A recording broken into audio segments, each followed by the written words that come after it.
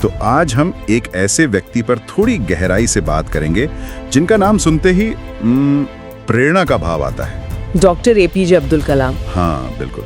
उनकी कहानी सिर्फ एक गरीब लड़के के राष्ट्रपति बनने तक की नहीं है, बल्कि इसमें पक्का इरादा, जिज्ञासा और देश सेवा की एक मिसाल दिखती है। बिल्कुल। और देखिए, आज हम सिर्फ उनकी उपलब्धियां नहीं गिनाएंगे, है ना? हाँ। बल्कि कोशिश करेंगे कि जो जानकारी मिलती है, जो स्रोत हैं, उनसे वो बातें निकालें, वो सीख समझें जो शायद पहली नजर में उतनी साफ न दिखती है। सही।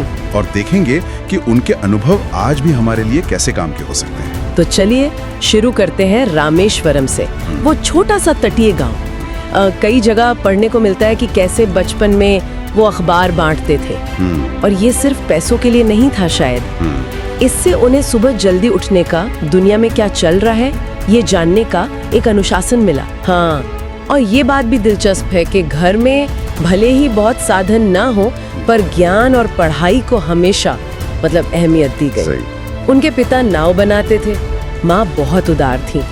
तो वहाँ से उन्हें प्रैक्टिकल ज्ञान और इंसानी मूल्यों की समझ मिली। यहीं पर वो पहली सीख दिखती है। कौन सी? कि भाई हालात चाहे जैसे भी हों, सपने देखने की हिम्मत होनी चाहिए और सीखने की इच्छा वो कभी कम नहीं होनी चाहिए। सही बात। फिर आता है उनका वैज्ञानिक वाला सफर, डीआरडीओ और फिर आइसरो में। उनका काम तो जबरदस्त था। बिल्कुल। अग्नि और पृथ्वी मिसाइलें, ये सिर्फ टेक्नोलॉजी की बात नहीं थी। हाँ। वही मैं कह रही थी, ये भारत के लिए आत्मनिर्भर बनने की दिशा में बहुत बड़ा कदम था। सही कहा। उस टाइम पे देखिए, अंतर्राष्ट्रीय दबाव भी था, टेक्नोलॉजी की चुनौतियां भी थीं, और इन मिसाइलों को बनाना, वो भी पूरी तरह से अपनी तकनीक पर। जी। ये मेड इन इंडिया की ताकत का सबूत था एक तरह से। एक किस्सा जो अक्सर सुनने में आता है, हाँ। वो 1979 का SLV-3 लॉन्च फेलियर वाला। हाँ। कहते हैं प्रेस कॉन्फ्रेंस में सारी जिम्मेदारी उन्होंने खुद ले ली, और जब 1980 में सफल हुआ तो क्रेडिट पूरी टीम को दिया। ये कमाल की लीडरशिप है। बिल्कुल, ये लीडरशिप का एक बहुत अच्छा उदाहरण है कि जब मुश्किल आई तो आप ढाल बन गए, और जब कामयाबी मिली तो टीम को आगे कर दिया। हाँ, लेकिन ये सोचना भी जरूरी है कि क्या ये हमेशा आसान रहा होगा? अंदरूनी मुश्किलें तो आई ही होंगी जरूर, पर उनका फोकस टीम के हौसले और लक्ष्य पर टिका रहा। ये सिर्फ मैनेजमेंट नहीं है, ये गहरा आत्मविश्वास दिखाता है और निस्वार्थ भाव भी। और फिर जब वो देश के सर्वोच्च पद पर पहुंचे, राष्ट्रपति बने, तब भी उनका अंदाज बदला नहीं, बिल्कुल नहीं। कहते हैं राष्ट्रपति भवन के दरवाजे जैसे छात्रों और आम लोगों के लिए ज्यादा खुल गए थे। वो बच्चों को अपने हाथ से समोसे खिलाने वाला किस्सा, वो सिर्फ किस्सा नहीं है। नहीं, वो उनकी शख्सियत का आईना है। बिल्कुल, ये दिखाता है कि देखिए, पद और सत्ता इंसान के असली स्वभाव को बदल नहीं सकते अगर आपकी जड़ें मजबूत हैं। उन्हें पीपल्स प्रेसिडेंट इसीलिए कहा जाता है ना? उन्होंने विज्ञान और तकनीक को आम लोगों से, खासकर युवाओं से जोड़ने पर बहुत जोर दिया।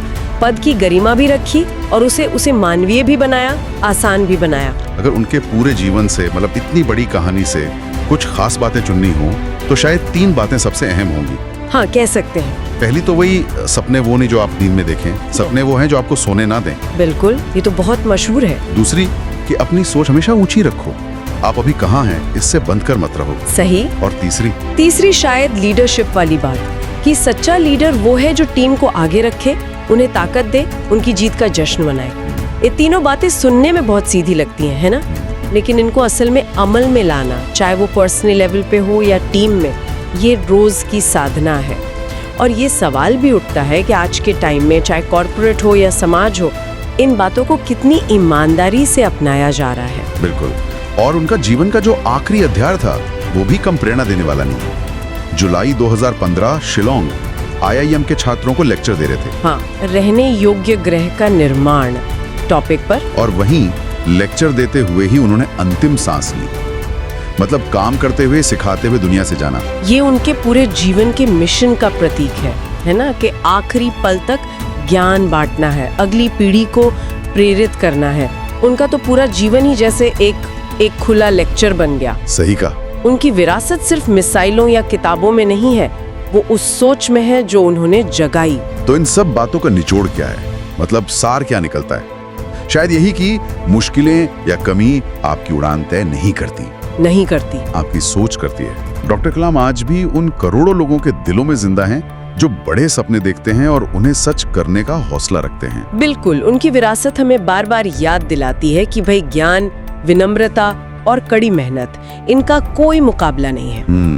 अब सोचने वाली बात ये है हम सबके लिए कि डॉक्टर कलाम से जो ये प्रेरणा मिलती है, इसकी चिंगारी को हम अपने लक्ष्यों के लिए और सबकी बेहतरी के लिए कैसे जलाए रख सकते हैं।